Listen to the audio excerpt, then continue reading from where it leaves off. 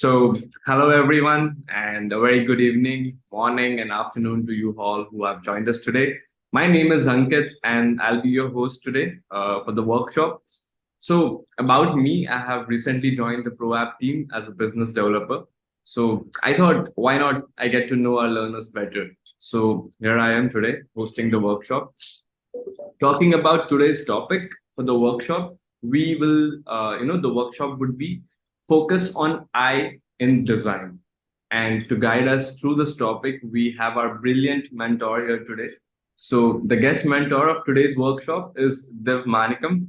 Div is a mindful soul, a believer in simplicity, like an alchemist. She loves the magic of bringing two worlds together. So from frameworks to mentoring, Div enjoys sharing experiences on career growth, authentic leadership, mindfulness, mental well-being, and product marketing as well. So let's join today for better insights. A lot of brainstorming and interactive sessions in today. And Div, the stage is all yours. Thank you, Ankit, and a pleasure to be here, everybody. Let me share my screen and we can get started. Yeah. Today, we're going to be talking about how we could possibly focus on the I in design. And it's definitely a privilege and an opportunity to partner with all of you and ProApp to actually bring this topic as well as discussion to the forefront. To get started, I would love to get to know where everyone's joining in from. So before we start off, so in the chat, if you could type in where you're joining in from, feel free to just share, and we'll do a short intro as well. So let me tell you a little bit about me, and then we'll probably do a group intro since we have a few folks on the call. About me, so I'm Div, like Ankit said, a mentor, very passionate about career growth, authentic leadership, and product marketing. And yes, I do sprinkle a little bit of mindfulness and essentialism, mental well-being. All of these things have been very top of mind for me in the past couple of years. You can read or continue to follow me on Substack. This is where I share all of my learnings over the past decade. And I'm a big believer of values. So for me, when I think about what's kept me grounded and what helps me focus on what should I do next, where do I spend my time and energy, it comes back down to my core values. Inspire is all about trust and credibility. Influence is all about extreme ownership, so owning the good, the bad, and the ugly. And impact, has much as results are important, I'm a big believer of relationships, and I believe that my success has been primarily driven through those relationships. Throughout the presentation, you will see flowers, you will see food, you will see places, and my favorite architecture, if you will. And that's primarily because it's helped keep me on the ground and also keep me up in the air in some way. There's a quote that I've read that the world is a book and those who do not travel read only one page. So having traveled to over 30 plus countries, I'm definitely on my next set of countries and cities to explore and discover. I share my curations as videos on YouTube as well under Now Here Div. You can also read it as Nowhere Div if you want. All right, so if I look at my career and what I've learned so far, I would say everything comes back to this winning together mindset. So the opportunity to keep myself grounded, but at the same time also look at ways to bring different teams together, and that winning together has helped me big time. A lot of areas and opportunities also center around learning. And so all of you being here, it's definitely great to see that you all have that learning mindset. And if I had my way, I would say I'm a student for life. But at the same time, communities are huge, right? So what ProApp is doing and other communities that I'm part of, it's very exciting to see the shift and the focus that we can see as we go into communities. So let me share a couple links so you can actually access it. I'll share my LinkedIn. I'll share Substack if anyone's interested to read along. I also love OKRs. Does anybody know what an OKR is? What does it stand for? Feel free to type it in the chat. What's an OKR? Any guesses what an OKR could be? All right, if there are no guesses, then I'll just tell you what it is. So OKRs are a framework. So they help you in establishing objectives and key results. That's what they stand for. And they help you have the focus that you need. And coming back to the presentation for today, I had 2018 was probably when I started to think about OKRs. And just as companies and teams have OKRs, I created my own personal OKRs. And this is where it stands today. I have one clear objective and three KRs or activities that will help me achieve those objectives. All right, you heard a little bit about me, so I would love to get to know folks who are on the call. If you could type in the chat. Ankit, do folks have an option to speak, or is it just in the chat? What do you recommend? This would be only with chat, so they would Okay, be only chat. joining as All right. attendees, so they would not be, able to speak. But then they would definitely can chat and Type write it in something. the chat. Okay. Yeah. Awesome. All right. So I just realized I'd put it in the host link. So let me reshare the links again. Folks who are on the call, I see a couple of folks on the call. Feel free to share in the chat where you're joining in, what you do today, and any personal passions that you have. And you don't have to answer all of them, even one or two is just as good. So I'll give you a couple of minutes to share. We have a quiet crowd. I'm not seeing anything. Are you seeing anything come through, Ankit, on your side? No. Nope. Okay. No. All right. So let's get started. I'll hope that we have some more engagement. So what I'm looking for in these sessions are interaction. As much as I could speak for the next 90 minutes, I would rather that we take the time to learn from and learn together. So let's talk about what to expect today. So we'll be talking about our, I see there's a, oh, it looks like the chat's disabled. Ankit, if you can help. Just a second. That would be great. Thank you for sharing that. The chat's disabled. We'll get that fixed in a second. All right, so today we'll be talking about the fundamentals of design thinking, how to think about design ideation for both users as well as the business, and then communication and design decision-making frameworks. So things that have helped me, things that are possibly areas that we would see opportunities in, as well as how do we wireframe these great ideas? So I'll show you one example of work that I'm currently doing. And last, we'll talk about understanding the I in design, right? The customer, user, buyer persona. How do we even come up with these and what does this look like?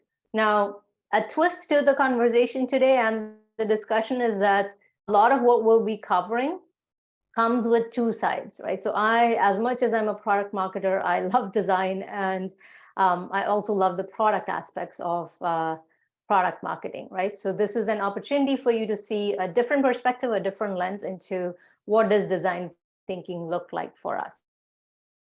So let's start with the fundamentals of design thinking. And is anybody able to use the reactions or maybe we don't. I don't think we have the option here. Okay. All right, so let's just do this. I'm going to go through the next couple of slides. I was hoping we would be able to get discussion points, but Ankit, if you're able to get the chat enabled, let me know. Yeah, I have already enabled the chat. Yeah. Okay, perfect. Can somebody respond on the chat just to make sure that the chat's working? Yay! All right, thank you, Saravanan. All right, awesome. Do you guys want to go back to the introduction? I would love to at least know where you're all joining in from. Someone put in location. Where are you joining in from? Guys, if you can just tell where are you joining from, you can drop in the chat. Hi. All right, I do see a couple. All right, thank you, Sami. All right, I see we have someone from Pakistan, Delhi. All right. Come on, folks, don't be shy. All right, we have Tamil Nadu, Bangkok, Mumbai, now Ukraine. See, now we are global at this point. I think if we hit 3 countries, we are good to go. All right. Yes, that's right. Rest of the folks, keep putting it in the chat. If you would like to share your role or company or any of your passions, say you've got someone from Nigeria. All right. Okay, now we can get back to business. Okay. So fundamentals of design thinking. I'm going to show you a couple screens, and what I'm looking for is your reaction. What are you seeing, right? So when we think about design thinking, it all comes with different lenses and different perspectives. So here we go. Are you ready? Okay. What do you see? Anyone type it in the chat. What do you see? You see a color palette. All right. What else? What's everyone else seeing? Blooming. Okay, good. Yeah. What else? You can all respond to everyone. So that way, then everyone else gets to see the chat. Come to just the host and handlers, but up to you. Whichever you're comfortable with, use all options. So you're good. Yeah. All right. Anybody else? So one of you saw a color palette. One says blooming. Anyone else? Okay. Keep this image in mind. Images with lots of colors. Okay, good. All right. So now I'm going to show you another screen. Now what do you see? What do you not see? Is it the same image? I'll go back. Image 1, image 2. If you're thinking about your eye checkup, this is not that, but kind of similar. What do you see? Come on, guys. Image 1, chat. Image 1, image 2. What do you see or not see, for that matter? Do it again. 1, 2. Maybe a different angle. Good one, Sarunan. Yeah. You and I would go with that. Yeah. Cool color hue. Yeah. Okay. All right. So they're both part of the same picture, right? There's a text in the corner. Yep. You did have the text on the other side of the corner for the other one, for sure. A change of mood. Yeah. Good. Okay. So now I'm going to show you the third one, which is going to tell you something more. What do you see now? Or what did you or did not see in the first two images? It's complete. Yeah. You have the wide angle pick, full frame. Exactly. When we think about design thinking, there are different ways we can look at that perspective, right? Pinks and purples. And then the second one, we added a zoomed out picture.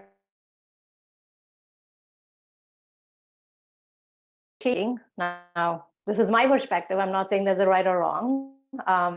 I see design thinking as a few aspects. First is pause or slow, right? Slow down in a way. And this is me bringing experiences in design from the lens of a product marketing leader with a blend of creativity and engineering. So build empathy. Right? It's easy for us to be like, oh, I know exactly how this should be designed, or I know where we are headed. But if you slow down and actually take the time to build that empathy, whether it's empathy for your user, empathy for your customer, empathy for the business that you're building this design for, it will give you a different lens. It will give you that full picture, if you will. I've worked with UX researchers, I've worked with designers, and sometimes I'm the one creating the wireframe and giving it to the designer. But then what ends up happening is there's a lot of back and forth and iterations because they might not have that full picture. And when we go into wireframes, I'll show you what that full picture or the story could be. And so it's important, as much as you're designing one core element or one website or an app or whatever it is, it's important for you to slow down, step back if you can. The second is all about experiments, right? As an engineer at heart, or as an engineer in mind and creator in heart, I always like to find different ways to do things, right? So pause. It's easy for us to be like, oh, step 1, 2, 3, let's go and get it done. But pause and experiment, try different things. Don't be just like, okay, this is the only way it could be done, because that's not true, right? It could come in different angles. It could come in different ways. And then the third is about setting that intention. When we talk about intentions, right, we're talking about focus and what we could do. we really need to think and think intentionally if you can, right? So you have build empathy, experiment and ideate, and then think intentionally. Isa, Ankit, I'll let you answer the question about the recording. All right. Now that we've talked about some fundamentals of design thinking, let's take a look at a different lens. This here is to think about design ideation for your users. Every designer brings a different lens, whether it's graphic design, UI, or UX, right? The user experience, customer experience, whatever way you want to think of. Now, I'm not doing this to make you all hungry, but if you are, that's okay. Do you know what this is? Does anyone know what this is? What this could be? Guesses? Feel free to type it into the chat. Tart? Yeah, it is a tart. It's a very specific kind of tart. So I'm going to bring another shot and another shot. Does anyone know what this is? It's called the custard tart, but it's one that is very famous in Portugal. And having been in Portugal and living in Portugal for a few months, it's called pastel de nata, and it's a custard tart, which is known as a famous Portuguese custard tart, if you will. But as you can see, the custard tart can all come in different lenses, right? It can have a design like this, or it could be a thin crust, or it could have very flaky crust and a little bit burnt on the top, if you will. But those are all different views, and they're all right. They are all the same thing. At the core, they're all custard tarts, right? So one key idea that I want to plant in your head is when we are conducting these design ideation sessions, right? Workshops that we do with the business, it's important for everyone in the room to really feel comfortable contributing their ideas. What does that mean? No judgment, right? There are no right or wrong answers. Every idea could add on to other ideas. We want to create a safe environment, right? Especially when it comes with bringing different teams together in a company. We've done user ideation projects and workshops where we have seen that happen, right? Sometimes folks will be hesitant to share their ideas. They might be more comfortable sharing their ideas on their own groups, but not otherwise. And this is one that I would encourage you to keep in mind as you are thinking about a good ideation session, or what could be a great one, right? Where everybody walks out of that room and feels like this, whatever, 90 minutes, 2 hours, 3 hours, whatever you allotted for that workshop was well worth their time. And they felt like their voice mattered, right? At the end of the day, if we don't feel like our voice matters or what we have to share is going to have an impact, we may at the first 1 or 2 times, and then we'll be like, yeah, this team, company, yada, yada, doesn't really encourage the opportunity to ask questions or share. And so that's one key element of design ideation. All right. You ready for the next image? Does anybody know what this is, and what do you think its purpose is? Or what could this be? Power grid. Right. Not quite, but close. Any other guesses? Electricity pole wires. Okay, what else? What else? Wait for one more guess. Light deco? Could be a light deco, see? We've gone all the way from power grid to electricity pole wires to light deco. What else? Come on, guys. Creativity, bring it in. Trolley bus power line. Good one. All right. What gave it away, Ariana? What made you realize it's a trolley bus power line? I don't know if you can see, but there's a building here to which I have quite in a tilted angle to make sure you don't quite see it, but here you go. It's a trolley bus, a tram, a cable car. It's AI written with wires. That's a good one. If only we could write AI with wires, that would be awesome. So that I'll go back to the image again. Do you see this little top here from the cathedral? This is the cable car, tram, whatever you want to call it, in Lisbon, Portugal, where I am. I've been, and this is one of the famous cathedrals there. And this is the cable car traffic line, if you will, power line, whatever you want to call it, right? But if I only gave you this lens, we all had our imagination literally went wild for a minute, right? So think about it as you are thinking about that design ideation, right? If you gave somebody the full context, you can help connect the dots. But if you only gave them a piece of the puzzle and said, oh, yeah, this is the only information they need to know for them to do the design, it can get them to do the work, but they might not have the big picture, right? They might not have all the details to get the story right. All right, I'm going to bring one more, and this one's a hard one. So are you ready? Now that we've all warmed up a little? Okay. Does anybody know what this is? What its purpose is? I was fascinated when I found this. So I'll be really, really impressed if someone can guess what this is. It's a clothes hanger. How did you know? I didn't, at first I was like, what is this? So if you zoom. I guess Sorry, that's go ahead. pretty common in India. No, but with a cable car wire? Yeah.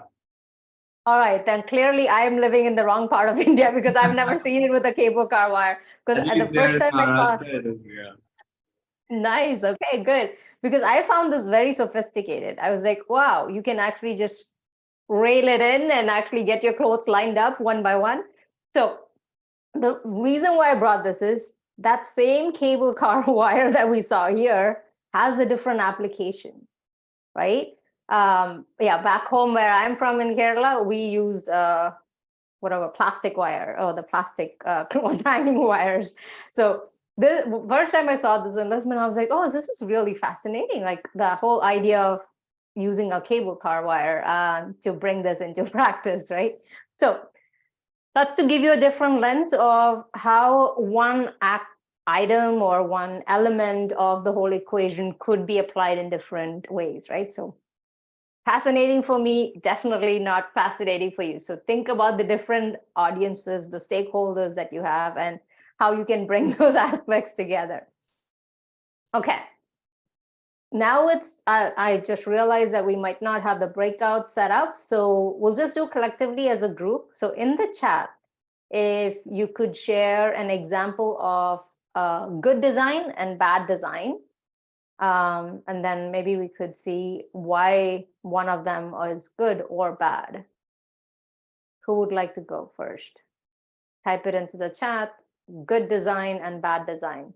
What does that look like? What makes it a good design? What makes it a bad design?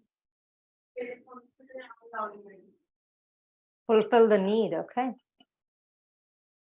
Thank you, Sami. Anyone else? What would bad design look like? The opposite. Bad design confuses. Yep. Right. Do you have an example or any product or service that comes to mind when you think about bad design, Tenmai? Good design. Okay. User accomplishes without learning, without any learning. So intuitive, right, Sarana? Right, in some way that it's intuitive, it is clear what you're trying to achieve. Yeah. Okay, so good design fulfills the need, user can accomplish without any learning. Bad design can be confusing. What else? Sometimes enter key doesn't submit my password. Good example, yeah. Good example, yeah. Bad design is not comfortable for the user, indeed. Right? There are products and services out there where the creator, the product owner assumes that it is very intuitive, that they can just sign up and just get going. But sometimes that's not true, right? So there are lots of different examples that you can think of how the navigation part can be confusing in a bad design. If we keep that in mind, there are a few things that we can bring together, right? So think about good design and bad design, and always have in your portfolio examples of these, so you can actually articulate which is good, which is bad, which is maybe neutral, or even ones where they are more, they're probably trying to do X, but they're ending up doing Y because the user experience is not clear, or we are making assumptions and we're making all of these thought processes into the discussion that doesn't really give a clear action, right? It's like the confusing navigation is a good one. It doesn't give you a clear action on what exactly we're trying to achieve or how we would actually progress from it. And so that's one to consider whenever it comes to good design, bad design. Now, when I think about good design, I think about, has anybody used Canva? The design tool, Figma, or Sketch? How about Adobe? How about Adobe Creative Suite? All of them good.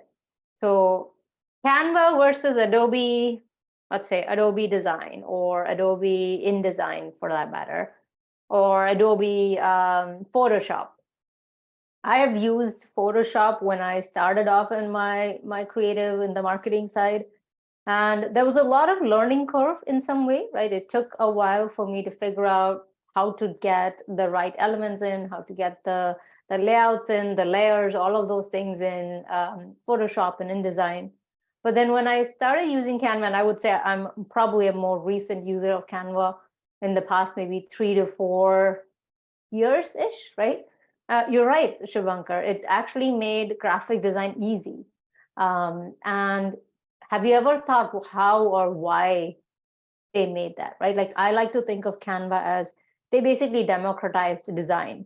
Design that used to be something that a specific person or an individual could do with those professional skills. Now everybody can do it. When I started using Sketch and Figma, they were all on that same line, right? They made it easier for how to approach design. And I think the best part of Canva is the templates, right? It gives you a chance to just log in, pick a template. I want to create a brochure. I want to create a poster, whatever it is that I'm trying to do, maybe even a video. So all of my YouTube videos now, I create them on Canva. I create my presentations on Canva. When I started with Canva, had a very I probably had like one use case that I was going to use Canva for, but just seeing the breadth and the ease of use, the drag and drop functionality, right, Sami? All of those made Canva so much easier that now I don't even look for what other tools in design are there. I just go to Canva as a default, and it just brings the best of my creativity because there's a template. I can add on to it, remove things from those templates, and create my own.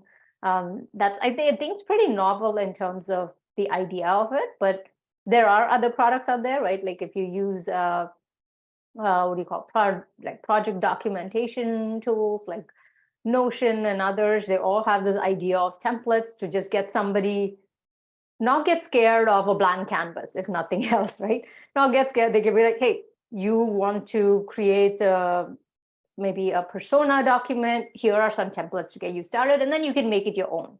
Right? So having something like that is an important part when it comes to design. How intuitive it is, how easy it is for somebody to even just get started.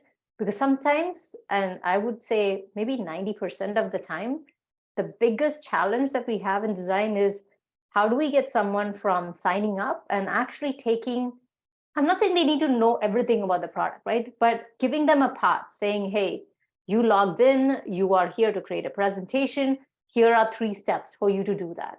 And just walking them through that experience, giving them guides and like tooltips and things as they're going through the product, as compared to saying, oh, I'm going to send them an email, send them to a webinar, they need to watch all these things, and then come back and use the product. It defeats the purpose. It kind of takes them out of the flow, and then they're definitely not coming back.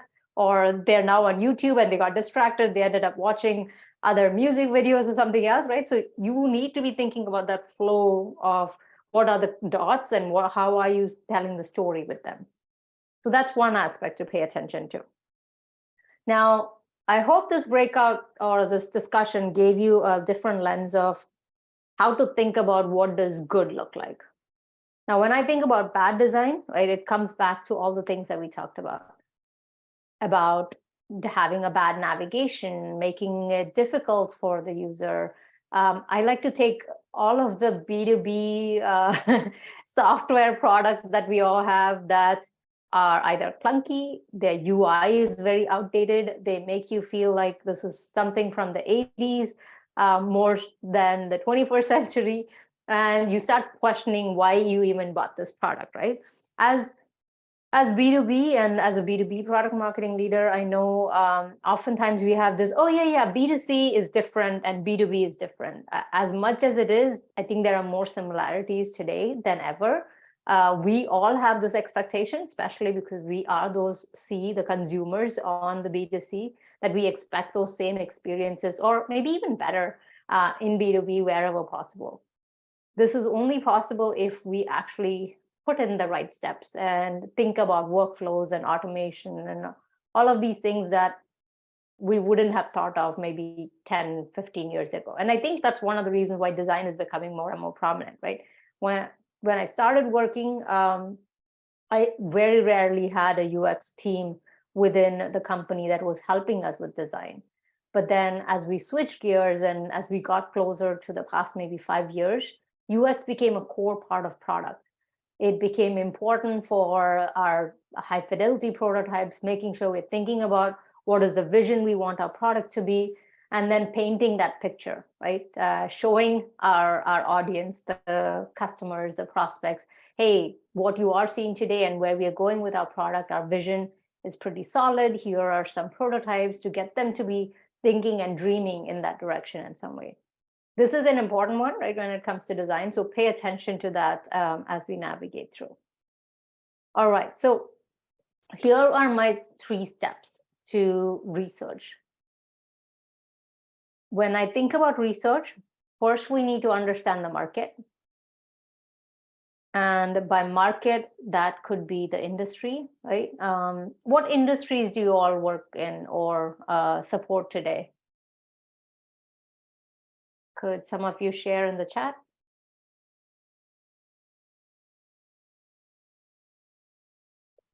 Industries like healthcare, financial services, telecom, okay, good one, thank you. Fintech, okay. What else? Are you all B2B, B2C, B2B2C? Healthcare. Medical, healthcare, okay. IT, okay. Logistics, yeah, supply chain, logistics, that's a good one. Music, nice. E-commerce, okay, so we have a good distribution here. Yeah. So as you can see, in the industry that we cater to, as much as we want to say, okay, we can take what we're learning in one ecosystem and just plug and play and apply it into another, it may work, it may not work, right? Every industry is nuanced. Every industry thinks about a design in a different way. So keep that in mind. And within your industries, think about that good design, bad design. What does it look like? How does it feel? What are some aspects of it you could pay attention to? That's an important one to look into. All right, okay. Perfect. Second is now you need to understand your customer. Now by customer, in B2C, these could be your users. When you think about customer, these could be your buyers, right? For logistics and healthcare and fintech, telecom, these are your business folks, right? These could be maybe the financial, or like the financial officers, these could be banks, these could be like different aspects that you could think of within that industry, right? There are different stakeholders that you're touching. So that's what we mean by understanding the customer. Third is understanding the competition. Because at the end of the day, this customer, this user is looking at different solutions to solve the problem that they have, the pain point, the the thing that's stopping them from achieving their goals, right? Their success metrics, whatever it is. This is an important one to look into because then it gives you a different lens into what kind of research do I need to do? Do I understand my market? Do I understand my customer? Do I understand the competition?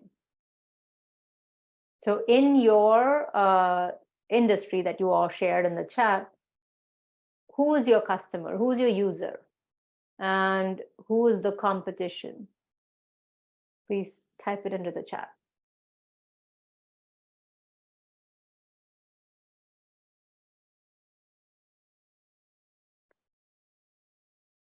Who is your user? The customer. It could be, you could share job titles, roles, teams, maybe even. Who is your user?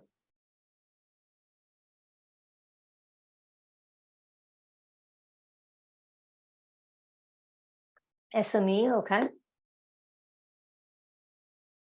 Who else? Come on, guys, you can type in the chat. You can make this a bit interactive. Maybe a bit too interactive than they wanted. They're probably just watching TV and listening to this at the same time, which is not bad. Hey, if you're good at multitasking, go for it. Small vendors, okay. Yeah, small businesses.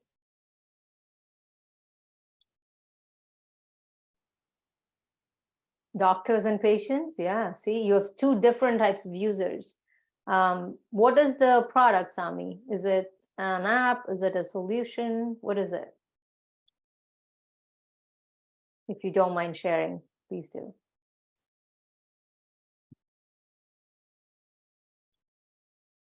Because I would think that there are two audiences and two different folks. EHR, I'm going to assume EHR being electronic healthcare or something. Okay, good. Oh, yes, I guessed it right. Good. All right. So as you're thinking about it, right, like you're probably creating IDs for these patients. You're trying to connect the different systems together. And as part of that, your customer comes into two sides. One is like I think of like supply and demand in some way, right? Your supply is your doctors in some way, and then your patients are the demand, and they're trying to bring that ecosystem together, or a marketplace for that matter. Fintech, you have banks and the businessman, right? So there are different ways that you could think of this. Students, yeah, students who want to improve their voices in the free time.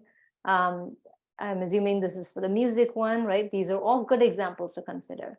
So keep in mind who your user is, what's the business, and then also think about your competition. Who are you competing with? Oftentimes we think competition is someone who has a solution or a product just like ours. But the reality is, think in the lines of that end user, that customer. For example, when we said patients and doctors, right? Patients have n number of options out there.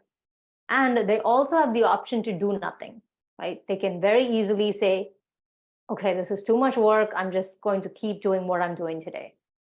Or, oh, this is very cumbersome. This is not intuitive. This is not easy for me to understand. So I'm just going to stick with what I do today. And that's also your competition, right? That's an alternative that each of your user has. So keep that in mind whenever you think about competition. Oftentimes in product marketing, we say, oh yeah, competition is all of these other vendors that are out there selling the same product or solution. Need not be. Your competition could be just the status quo. So in design, as much as we don't think about these aspects, I encourage you to keep that in mind and work with your product marketing folks, or if you have research teams or whoever, to better understand so you can actually know what their pain points are, how you could solve the problem better, and get that full picture, right? If we go back to that first image we looked at, don't just give me bits and pieces of what I'm trying to solve. Tell me what that full story is, full picture is, so I can actually connect the dots and thread the story together for them. So that's what I would encourage you to look into. All right, I love all the interactions, so keep them coming. We're almost halfway there. Okay, so now let's talk about communication and design decision-making frameworks. Here, we're going to talk about two things, because just as much as design and what we all love to do on a day-to-day basis is awesome, communication plays a very big role, right? When we talk about those workshops that we did, or we talked about like having that interactivity, having those no judgment zones, giving everybody a safe environment. Communication is important too, because it is a core in that aspect. Here's what I would say.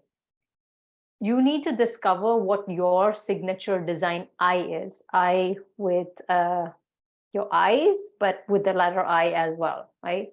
Make your mark in the community. To do that, here are three skills or fundamentals, if you will, that will help you create the right decision-making framework.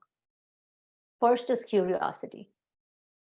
If you don't have that curious bug in you of being like always asking questions or trying to better understand why something is done the way it is, it becomes very difficult to make sure that you're getting that 360-degree view, if you will.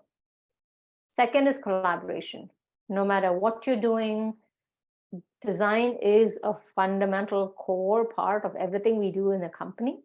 But at the same time, you are interconnected with all of the teams, maybe product, sales, marketing, engineering, any and every team that you could think of. And if you don't have that I for the collaboration, it can be very difficult, because maybe you have an amazing idea and you're actually going to take this product to the next level with this design. But if you don't have that good relationship and you're not able to build that trust and credibility with your teams, it can be a difficult place to be, right? You're trying to get the message across, but it's just going and hitting a hard wall, and nothing's coming through from there. Third is autonomy, which I think is just as important, because whatever you're trying to do, if you don't have the autonomy and the opportunity to do what you think is right based on all the research you've done, right? You're not just going and saying, oh, I think this is the solution and just that's it. But you're taking the ownership and actually having the autonomy to make it happen. Okay. Now that I did a lot of talking, it's time for our next image. What's this?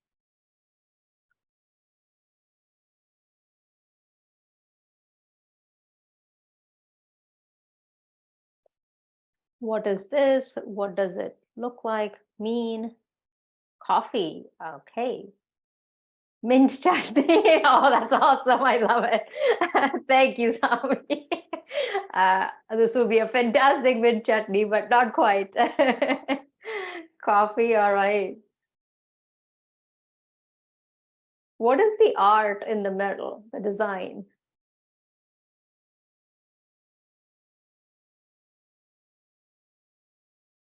Food art. Yeah. Coffee art, latte art, whatever you want to call it, right? It's matcha latte for those who are thinking it's mint chutney or coffee for that matter. So it's neither coffee nor mint chutney, but it's a matcha latte. And there is a lot of, at least I would say the small coffee shops that are very passionate about their coffees or lattes or whatever, they all create this latte art. And it is a heart with safe hands.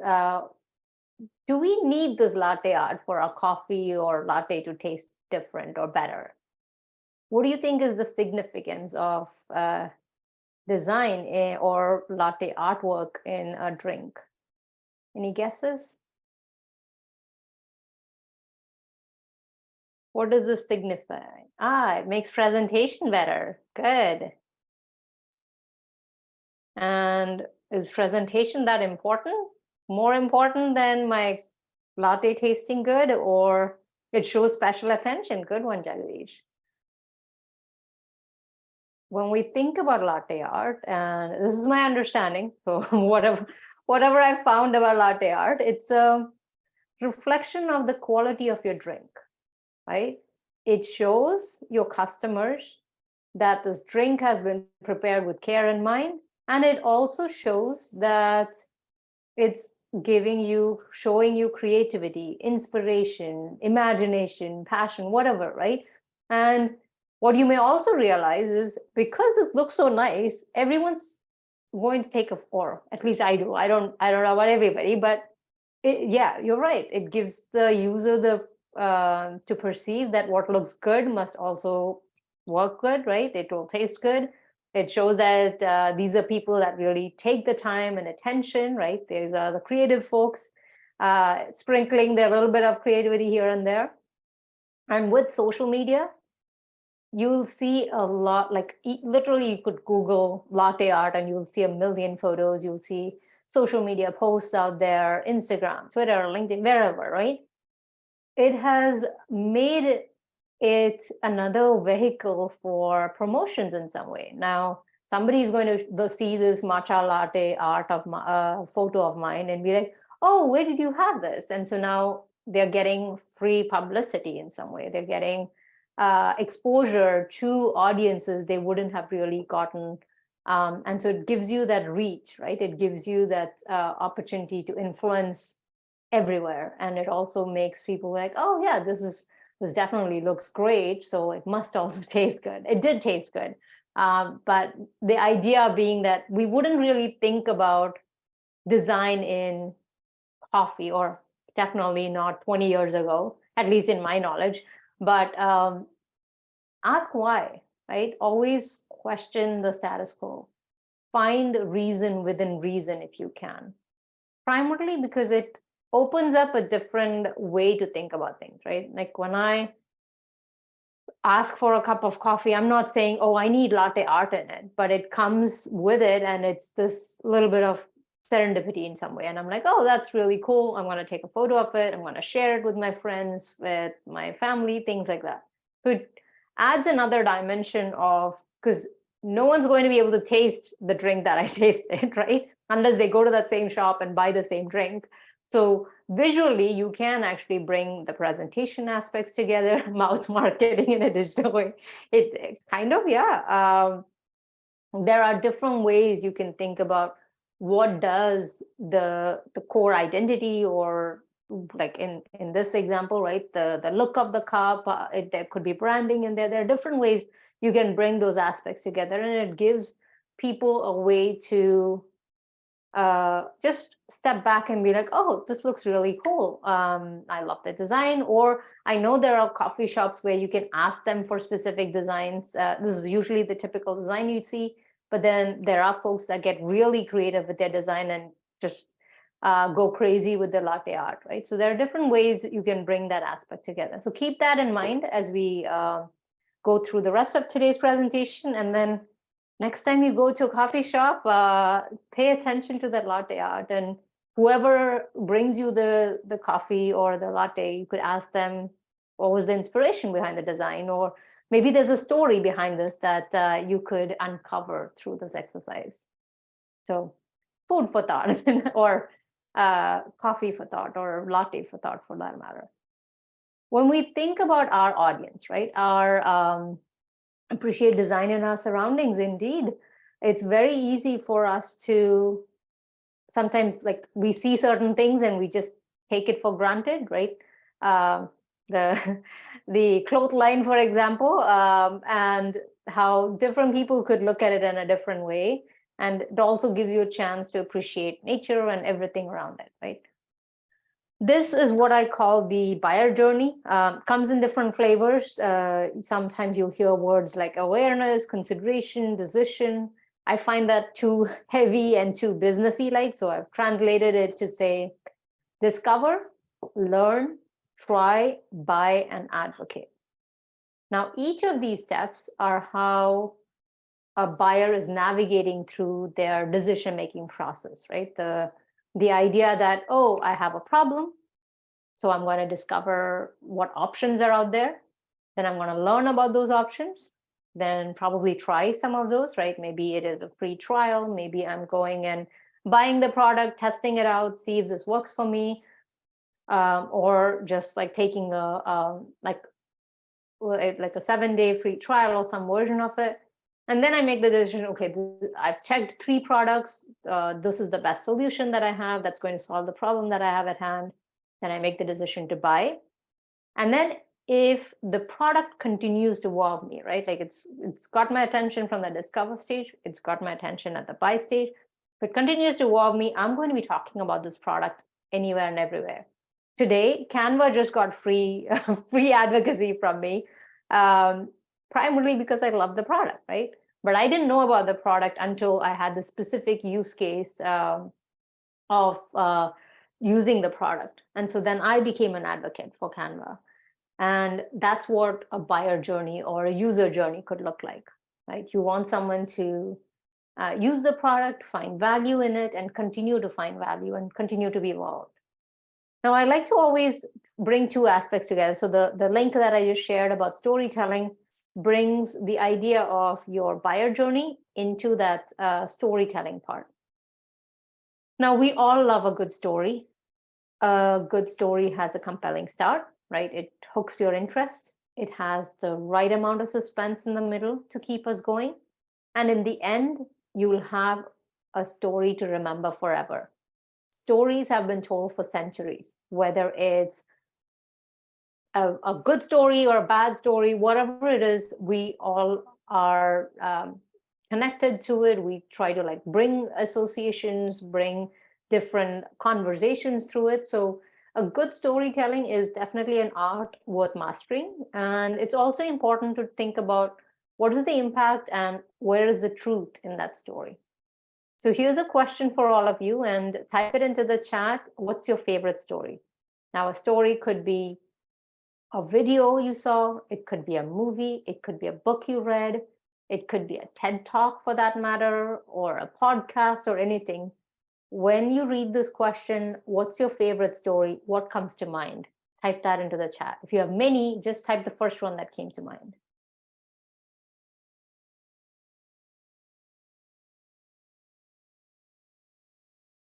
Harry Potter. Okay. Jagdish, why is that your favorite story?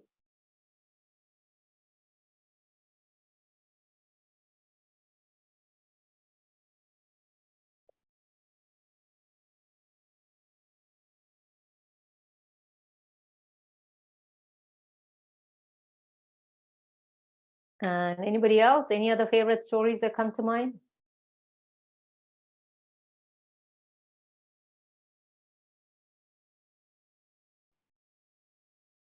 Alatra by A. Noyik. I haven't read it, but I'll definitely look it up. Thank you for sharing, Yujna. It's like a journey, indeed, right? Every story has a hero. Every story has a villain. And every story has a path, like a journey that they need to go through, overcome some of the obstacles that they're going through, and help you navigate through that experience. A book that are kitchen stories. Is it Banana Yoshimoto's The Kitchen, or was it a different one? Are you thinking of, Janet? A different one. Okay. If you have the book's name, please share. I'm always looking for books to add to my Goodreads. So awesome. When we think about stories, there is something very fundamental that comes through. And it comes down to this. In a memorable story, right? So I'm connecting the dots between this buyer journey, discover, learn, try, buy, advocate, to what makes a good story, or for that matter, a memorable story, right? Your start. We can break down a good story framework and map it to that buyer journey with these steps. You have a start, you have a middle, you have an end. Start, make it worth their time to care. You can spend all the effort in creating the features, functionality, everything that you want. But if they don't really care about what you have to offer, then all your time and effort goes down the drain in some way, right? Everybody, especially in B2B, all of your prospects, they're spending so much time doing their due diligence, they're doing their research, they're looking online to see what options are out there. They're talking to their friends and saying, hey, have you had this problem? What are you doing to solve it? There's no linear process per se, but everybody's on their own journey. And everyone has a different way to connect with you. Now, are you giving them the right entry point so that they can connect with you? And are you telling a compelling story so they can then think about you and bring you into their universe so you can walk through that transformation together. That's the journey that you want to be in. Make it worth the time to care, discover and learn. When we narrate our story to our customers, our users, we need to be mindful of our customers' time and the effort. We need to introduce new users to technology, to the company, and also find out why they signed up in the first place, right? They've taken the time to learn about you. Are you giving them the information that they need? Are you giving them the information that they need to get excited about what they've discovered? Or are they like, oh yeah, this is just like any other solution out there? The whole question of why me in some way, right? Can you start that conversation? And think about the experiences you have had. Are there any products or services that you've came across where you're like, oh, they actually get me. They understand the problem that I'm trying to solve. They understand my pain points. They're speaking my language. Any product or service that comes to mind for you? Feel free to type it in the chat.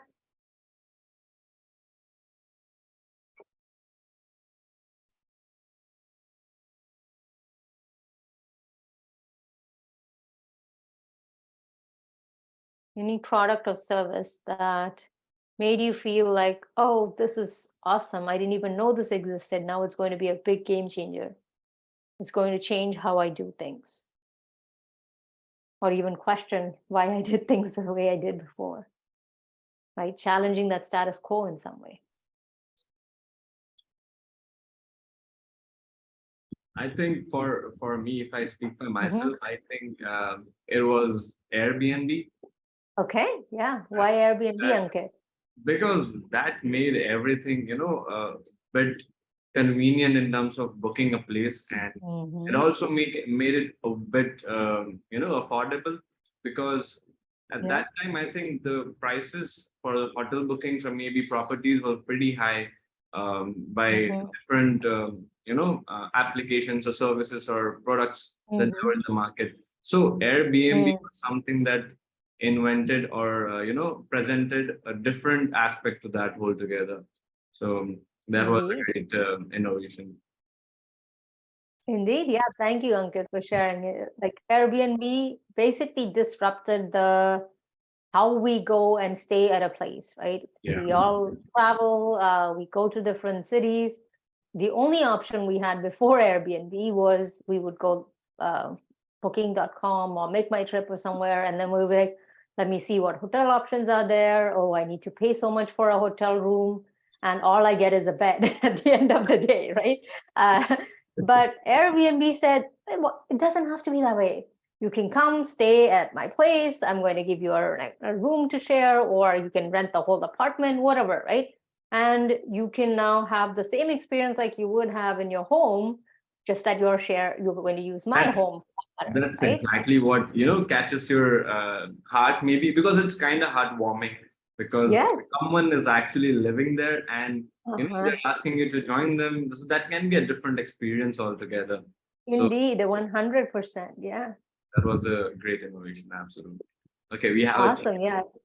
I see we have Spotify, and I'll add one more thing for Airbnb, right? The way Airbnb disrupted the market, it challenged the status quo in some way, right? There was a lot of criticism in some way where they're like, what, go live in somebody's house?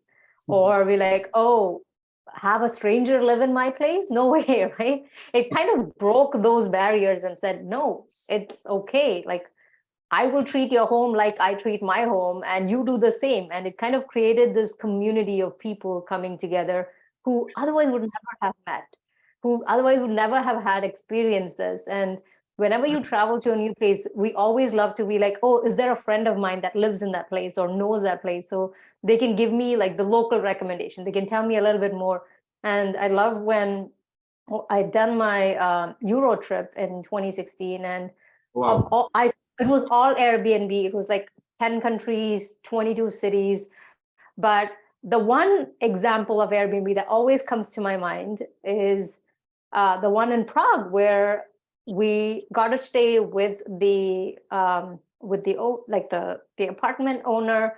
And they had actually taken the time to give us like tours of the city, and that Okay. made my Airbnb experience like super special. I was like, oh my gosh, I'm going to remember this for life.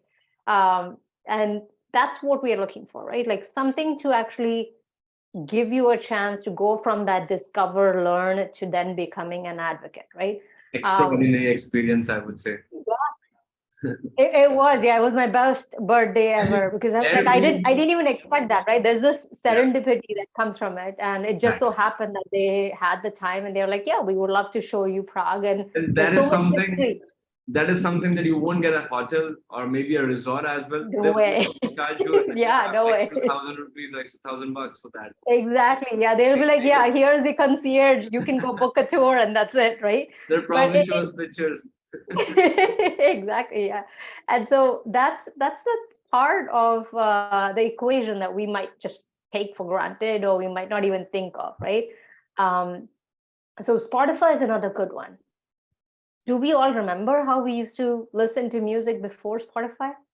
My God, I used to, and YouTube was the only option, I guess. And it changed, right? Like now Spotify is the default. I mean, now we also have YouTube Music and others that have popped up, because they started to see how consumers are listening to music, and they realize that, hey, nobody wants to listen to ads all the time. Give them options. And we kind of changed that way how we did certain things, and so that I find very fascinating, right? So the middle part is gain that trust and credibility. Airbnb didn't wake up one day and just say, oh, everybody's now going to go live in different people's houses. Okay. It happened over time. So they gained the trust, they built that credibility, they found the right homes, they did all the due diligence to make sure whoever was going to go live there had a good experience. And if they didn't, they gave them the option to tell others about it, right? I think the reason why Airbnb is successful is all about that reviews. If I Exactly. didn't have an option to give that review, I wouldn't know what your experience was, Ankit, and you wouldn't know what mine was. I wouldn't trust. If we both, yeah, if we both lived or stayed in that same place that we rented. And so Definitely. this is a great way to think about building that trust and credibility. And then at the end, find your true storytellers, right? These advocates. I'm sure you all have like one product that you probably, once you discovered and you actually used it, you're calling your friends, you're texting your family and saying, hey, this is the next new product that you should all be using. um, Same goes, oh, then we said, when you got to know all the previous ML model runs created can be collected with a single query command. Yeah, that's a big one, right? It changes how you think about certain aspects. ChatGPT is another one, right? It's the new buzzword, if you will, if nothing at all. But it's changing how we take things for granted. Like I also say, like Alexa, Google Assistant, all of these have challenged how we receive information, how we interact with information in some way. All right, with the interest of time, we'll keep moving forward. But here is one example that I want to show you what at least I like to think about wireframing, and it is the idea of storyboarding, right?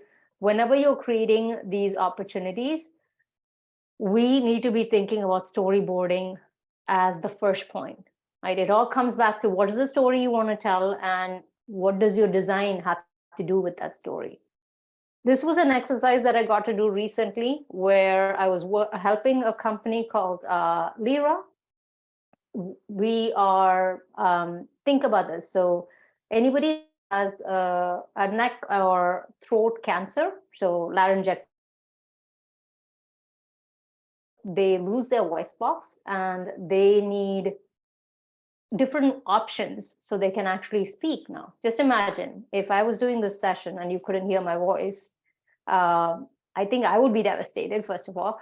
But at the same time, it changes how you communicate and how you interact with folks, right? So Lira is on a mission to help folks with the opportunity to, so they have got AI ML in the back end, they have a lip reading algorithm, and they are helping first train that algorithm with reading sentences. So I had this opportunity to work with the team to storyboard what does that experience look like. I looked at what we had, and then I had some recommendations. So I kind of put this into the 6 steps of that story. First is build that empathy, right? So be a voice for the voiceless. Without our voice, we are speechless, right? So that's the audience that I'm connecting with. Second is together, let's make a difference, right? So we created this whole idea of let's talk about this collective impact. We're going to bring the teams together. We're going to help these participants, these volunteers who are going to help read these sentences for us to do that for us. Third is be a bridge with words, right? So now I have the screen where I'm actually asking them to read aloud, giving them the options and the buttons to record. And then 4 is continue, right? It's not just one sentence I want them to read. I want them to read a couple sentences so that I can actually train my algorithm effectively. And as part of that, I'm also sharing how many sentences they have completed, so it becomes a whole gamified experience. And the fifth screen is where I'm now asking them to share this excitement. You did something fantastic. You have helped the folks who don't have a voice to actually have a voice with the efforts and the contribution. So share this experience. Now you get to put this on social. You can be a champion for the voiceless. And then the last screen, thank you, is just telling them thank you and then providing them next steps. There are tools, right? Whether it's Figma, Sketch, InVision, any of these that give you the opportunity to take that idea with low or high fidelity prototypes and then create reality from it, right? So this is an opportunity where you kind of tap into that. But then it all comes down to the fundamentals, right? These are 2 quotes that probably help me every time any project that I'm working on to give me a sense of which direction to go. Simplicity is the ultimate sophistication. As much as we could add n number of things on a screen, on a design, keep it to the bare essentials and you'll be in a good place, right? If you can't explain it simply, you don't understand it well enough. Go back to understanding the market, go back to understanding your user, go back to understanding the competition, because that's important as you navigate through this. So here is an ask as well as more about design and how to think about brand culture. With a few minutes, you can actually help these folks gain their voice back again, right? You'll have a few sentences like this. Do I have fever? My lips are dry. It hurts, whatever it is. Just imagine if you can't speak and the only option for you is to try to mime. There's a lot of information or translation issues that come from it. You are saying something, the care team or the doctor is hearing something totally different. We have so many cases where the folks that have completed their surgery have to come back because something went wrong in part of this translation. So we want to help give them a part of their voice back through LipTrain and through Lyra. So here are the links, and we are pledging 10,000 words for World Voice Day, which is in a couple of weeks. And if you have 5 minutes to spare, please take the time to read a few sentences. And I'm hoping that we can, right now we're at that 20% mark, and we're hoping to achieve 10,000 words by April 16th.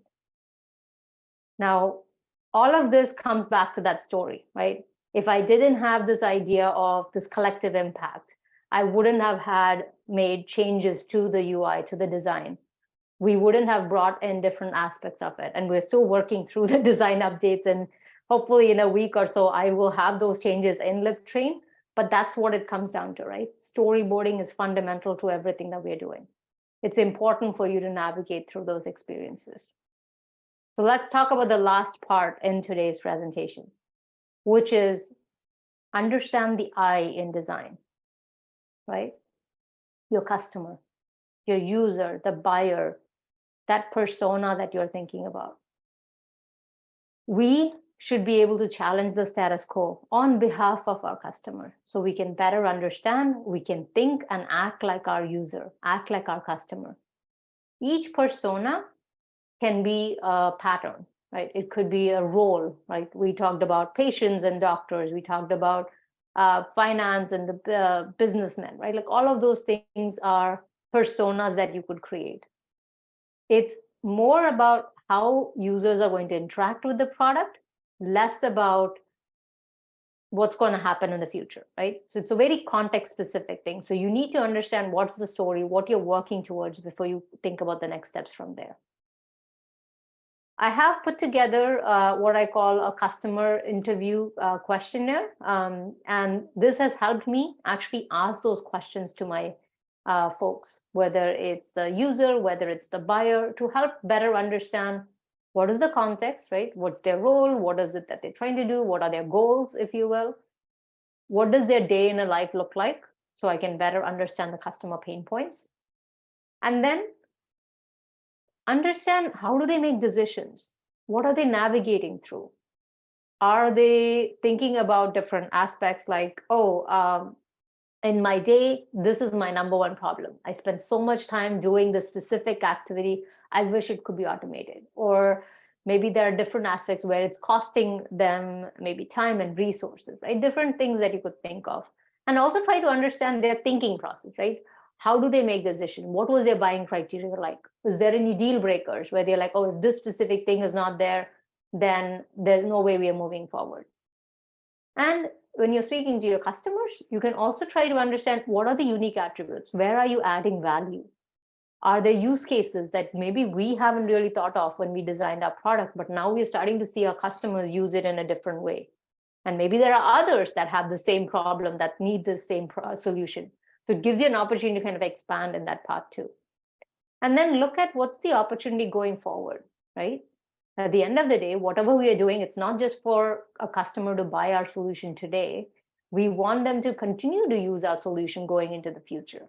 This is where you have the opportunity to dive in a little bit more, get to know what parts of your product is valuable, what is working, what is not working, and then go from there. I always love to answer or end my interview with, is there anything else you think we should know? Right? Just that open-ended question can maybe give you a different way to think of different aspects. Here are some examples of personas, right? Something very simple could be like this. You have their priorities, their initiatives, right? What are their goals that they're going after? What are the customer pain points? What's the profile? What is their role within that buying process or buyer journey, if you will? And what is the value proposition?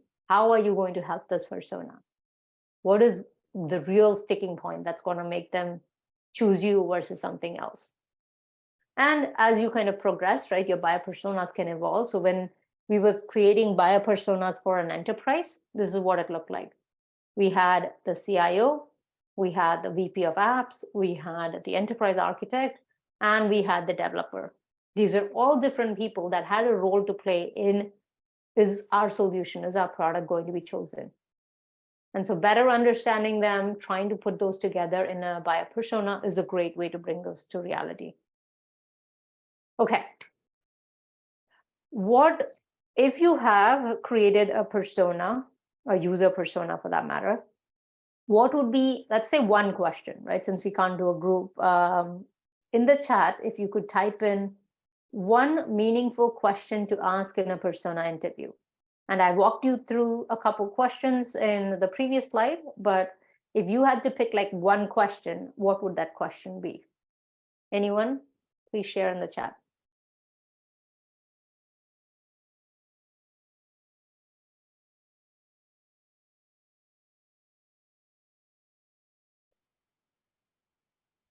What is the app you use most? Nice. And this could be any app, Saravanan, I'm assuming, right? Like, what's the app you use most, and maybe even why? Trying to understand what they're looking for and what kind of apps they prefer. It can tell a lot, right? That's a good question. Thank you, Saravanan. Anyone else? Ankit, any questions coming to your mind? What makes it difficult with the current application? Good one, Tanmay.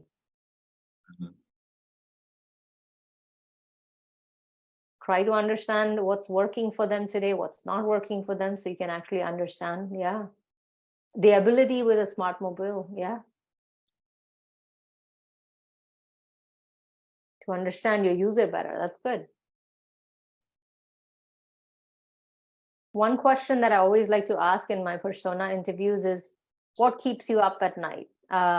not a literal sense, but in the idea that, hey, what's troubling you? What's stopping you from getting a good sleep, right? Something at work that's not working well for you is a great one that will uncover and come top of mind. Or you could ask them, hey, amongst all the things you're working for, what's like the one project that you're most proud of? Because then you'll see like where they're really passionate about, what they're really excited about. It'll give you a way to better understand what's where they see themselves in their career or as an individual, right? So it can give you a little bit more to get to know about them. And as much as I showed you maybe 20 questions in those customer interviews, always have your number 1 and 2 questions in mind, because you never know when you're going to meet your persona. Sometimes these could be conferences that you're going to and you get an opportunity to meet them, or maybe you just got like 10 minutes to talk to them, or maybe they're in an elevator with you and you're just having a quick chit chat. Just have that question in mind. It will give you so much insights that you don't really need as much as formal interviews are helpful. There are other ways that you can capture that information. And so find ways to bring that into your day-to-day engagement. Can you perform this task? That's another good one, right? So keep this in mind as you think about your persona interviews and what you're trying to achieve.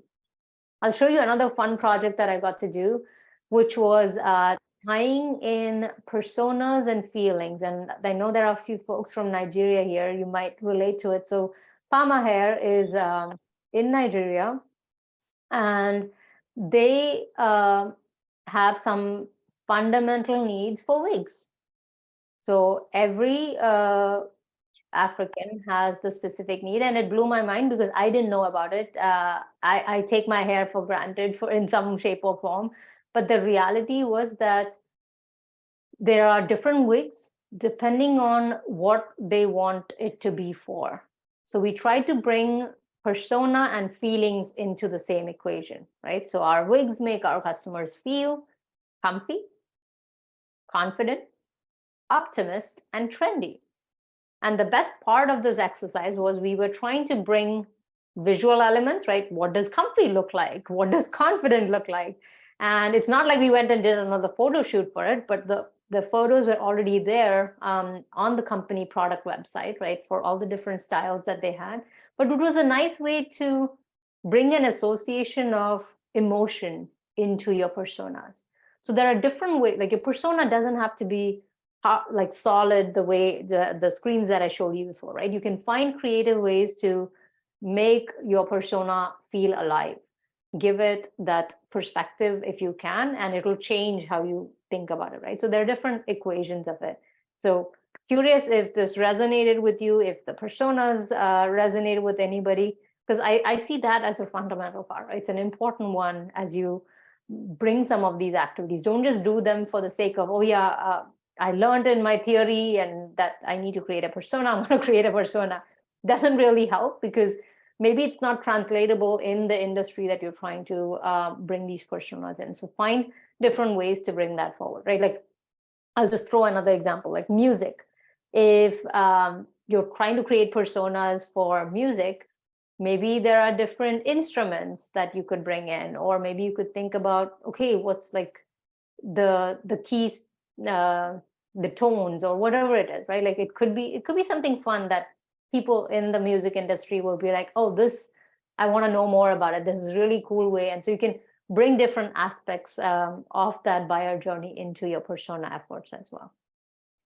All right, we are coming very close to the end. So I'm going to wrap up and give you a couple of minutes if you have any questions.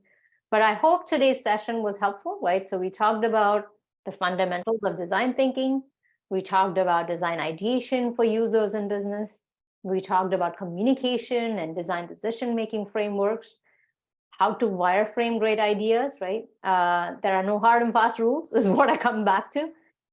Come back to that stop, pause, slow down, and build that empathy. Think about who that user is, what really matters for them, right? Just because we built a cool product and we have all these fancy buzzwords in it, maybe your customer doesn't really care. Maybe you're just making it more confusing for them by throwing these buzzwords in there. And so really step back and try to understand what you're trying to solve for them and connect with those, right? That's why storyboarding is important. Understand the I in design. At the end of the day, we're not designing for making it cool. As much as we are, I'll be honest, as much as we are not. And so we want to make sure we're connecting with our customer. We understand the industry. We understand the nuances that they're navigating through on a day-to-day basis. We know what the day in the life looks like. So we can actually connect with them and give them something that's useful, that's valuable, and that, just like the examples we all talked about, right? We talked about Canva, we talked about Airbnb, Spotify, all of these things. These are apps and solutions that didn't really exist in the past. Like nobody even said solutions that existed 10, 20 years ago and said, yeah, that's the best app that's ever been in the world, right? Disruptions are happening in every industry. And if we are not riding that wave, it's going to be very difficult to make design meaningful. It's going to be make design mindful in some way if we can. So that's what I would leave with. So to wrap up, today I was able to give you a lens of how I, as a product marketing leader, I put on my creative hat as well as my engineering process-driven methodology in place. Always, every designer has a different lens to bring in, right? We can all look at it from a different angle, and not just think that, oh, we are the ones in design, we are the ones to come up with the best ideas. Trust me, some of the best ideas come from other teams, come from other places. So share what you're working on with the respective stakeholders within the company, and you will see they'll be more receptive. They'll be like, hey, I got to contribute to this. So this is like, I'm going to be champion for this, right? And discover your signature design I, and with the letter I, right? Make your mark, because as much as design is very recent and nascent for that matter, there's so much. And like, that's why I love what Ankit and you and the ProApp team was doing, right? You're creating that space, the community, to bring all these people together. So I hope all of you are tapping into these resources and making the most out of it. The We idea talked is to about bring the community together. yes, indeed, right? And I'm a big believer of communities, right? I think whatever I've been able to achieve and do has been primarily because of the communities that exist. So think about your identity, right? Identity as a company, as an individual. What colors, fonts, your brand, how do you want to be perceived? How do you think you are being perceived by others are also just as important. And please, please, please always challenge the status quo. As much as we could say, hey, this is how it's always been done, I always hate that question, trust me. Whenever somebody says that, I'm like, awesome, great, but I have a question. Why do we do it this way? And if they don't have an answer, then we'll go down and figure it out together, right? That's that collaboration part. We need to understand, we need to think and act like our users, our customers. And we can only do that if we start talking to these people. If they're like, yeah, thank you for coming, design folks, we need you to go create this new user interface, new experience, it's not going to come from vacuum. We need to understand them, talk to them. So that's what I'll leave you all with. So I hope you enjoyed the session, the discussion, and if there are different aspects that we can We peel can the definitely onion. Yeah. yeah, we are absolutely gonna have a Q&A session because there was a lot to learn, to be very honest. Like, me personally, I have been through a lot of things in this 1.5 hours, like 1.5 hours. But obviously, you guys must be having questions. There would be complicated things in your mind that might seem complicated right now, but definitely, I'm pretty sure they would be able to give some better insights upon them. So we would be doing that Q&A session, but before that, Dev, I'll also request you that if I could take 5 minutes to introduce these guys to some new things that we are starting at ProApp, like already being initiated. So like you all are aware about ProApp. What was the purpose? What was the idea? And so there was a high demand for an extensive learning into UI and UX. So that is where we had a vision in our mind. So I'm talking about Pro School. So we started Pro School as a vision where we wanted to bring together this community and create a global platform where they can extensively learn about UI and UX. And not just learn from books or maybe some recordings, but then they would be learning in live sessions with top 1% industry mentors that we have right now. So these mentors, they would be having around 10 plus of your experience, and you would be going through a curriculum that has been specifically curated for you to understand the fundamentals and to go a certain level of advancement as well. So this would be something that would be very insightful, very productive, and we assure you that we would be trying to make you industry ready in the next 6 months after you enroll. So Pro School is basically a UI UX design training school where you would be like going through the training program for 4 months, and then for the next 2 months you can also have a very great internship opportunity with like that's an internal thing that we have curated. So this internship opportunity would be with one of India's leading design agency called Procreator. Now, the nature of this internship is like not just the sake, like for the sake of it, but then this would be an opportunity where you can actually implement and execute what you have learned. So this would be creating a base for you guys to excel into your career into UI UX. So that has something, what we have planned for the next 10 to 15 years, where we would at least helping like n numbers of aspiring designers who would be excelling into their careers. So hence, this is a cohort-based program that we have introduced to learn UI UX intensively. And if you guys would be interested to learn more about it, if you guys would be interested to enroll, I would be, like dropping a link to register yourself for Pro School. You guys can register there. There would be minimum details required, like your name, email, your contact number, and maybe your country as well, so that we can understand and contact you accordingly. And then you might have some better insights upon the course. And if you're interested, we can definitely get you enrolled as well.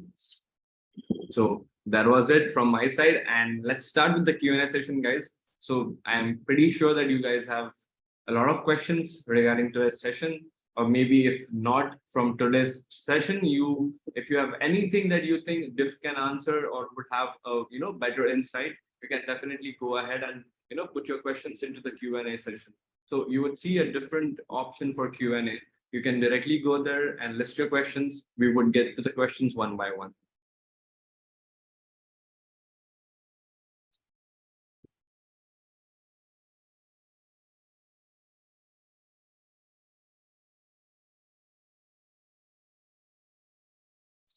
We are waiting for your questions, guys. Anything you want to ask, anything related to design, anything related to today's topic, anything related to your career, because there is an expert in that, specific thing. She has been a mentor to many people. She is a mindful person. She would definitely understand your perspective better, and I think would be able to curate a better suggestion for you as well. So anything of that sort you have, you can go ahead and drop it in the Q&A session.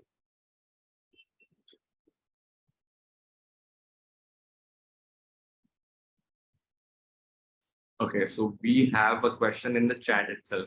Guys, that would be really great if you go to the Q&A session so that we can get it one by one. Okay, so Sami is asking why as a designer, you still need to learn. Why as a designer, you still need to learn. Yeah, we got you, Sami. Yeah, learn. I think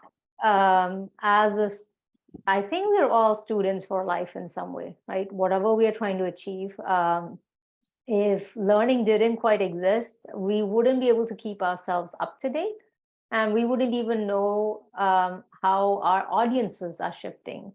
And so schools, programs like ProApp that's there out to make sure that we have those opportunities, but also give a lens into what's changing in the industry, what shifts are happening, right? Like I think one of you had shared ChatGPT.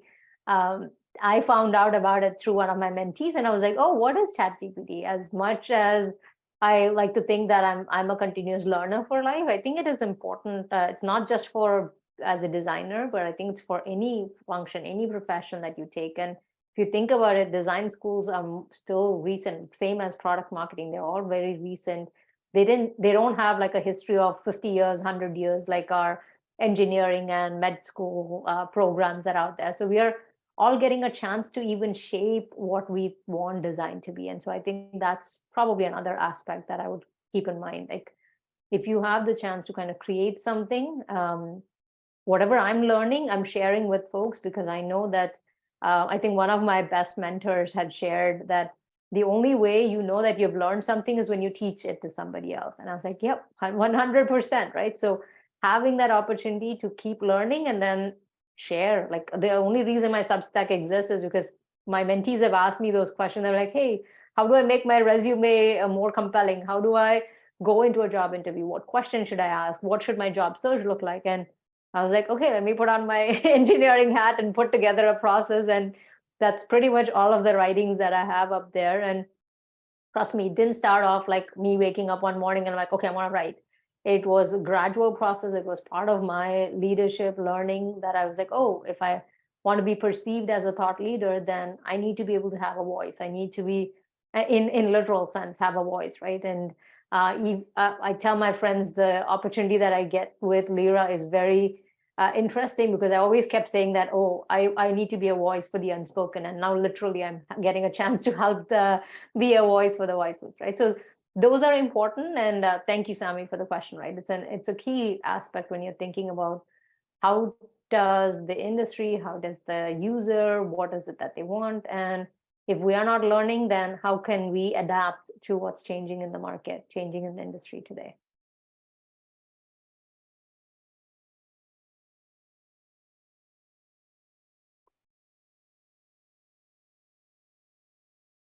Ankit, you're on mute. I'm so sorry. Okay. That's okay. That's what it will be when you don't have your voice. So I've done that literally in my classes, and I was like, why isn't anybody responding to my question? And I was like, oops, I was on mute. We don't want our life to be that way. So yeah. Yes. Yeah. We always would require better insights, in terms of some things that we don't understand. So, and maybe in the future we can make those things understand to people. So it's a cycle that has to go on, I guess. Yeah. So Shubhankar has a question. He's saying, hey, does every project I work on, do I have to conduct user research, or can I go with the past data client has? It depends on how past the data is. If the data is from like 5 years, 10 years ago, great, start there as your assumptions, but just don't go and create something with it. I would say at least validate it in any way you can. Maybe sometimes you don't have access to reaching out to these users, which I've seen happen at work as well. Validate it with at least a few clients, even if these are like past clients that you could reach out to, just to see, hey, is this a problem that is still relevant? And is this a problem that's worth solving for us? Or is there somebody else in the market that's actually doing a phenomenal job of it? And even if we did solve that problem, we're going to do a half job, then maybe there are other problems that's worth solving, right? So I would say, Shubhankar, it's important for you to push on getting that research in. It's fundamental for sure. So we have one more question from Tenmozi. Hey, hi Tenmozi. I hope you're doing good. She says, I'm an absolute beginner to design. So can you give me or suggest me a way to test myself? Can I be a designer? Because I'd love to be. I would say we're all born with a creative mind. It's just that our education probably suppressed our creative side in a big way. At least that's one of the reasons why I got out of engineering and going down the path of programming, because I felt like a part of me was not alive in just the coding side. Everyone, like, think about, I don't know, growing up in school, we all have created arts and crafts or some variation of it in some way. So you are a designer, just believe that you are a designer, Tenmuri, and you will get there. Because I don't think you need someone to say you are one. Just believe that you are. And if I can help you in any way as you're navigating through that, feel free to reach out. I've been very fortunate through the communities and the mentee communities to connect with really amazing designers out there, literally around the world. So feel free to reach out anytime. Come on, guys. Any more questions you have? See one in the chat as well. Okay. About increasing confidence as a designer. All right. Some of us, or I don't really have the stats, so I'm going to make a guess here, but some of us may feel like, okay, we don't really have the authority, or we don't really have the enough experience to be confident about the designs of what needs to happen. The way I have, at least in my area of experience, I've navigated through that is I always like to think that I'm the voice of the customer. So it's less about me and my confidence. It's more about, do I understand my customer and can I present them in the right way, in the right light? And so that could possibly help as you're trying to build your confidence as a designer. And once you start receiving the right recognition and everything, it will naturally come through. But you have to start somewhere. So I would start with, I'm here representing the customer, and I'm here to make sure that I'm doing justice to their role, their persona, whatever they need to get done. So think of that, and that should help you as you navigate through, hopefully. So we have one more question in the Q&A session, saying that it's Shubhankar again. He's saying, also as an introvert, it's often difficult to open up in front of stakeholders. So clients or seniors as well. So how can I overcome that? Kind of similar to the answer to what I shared with Sami, right?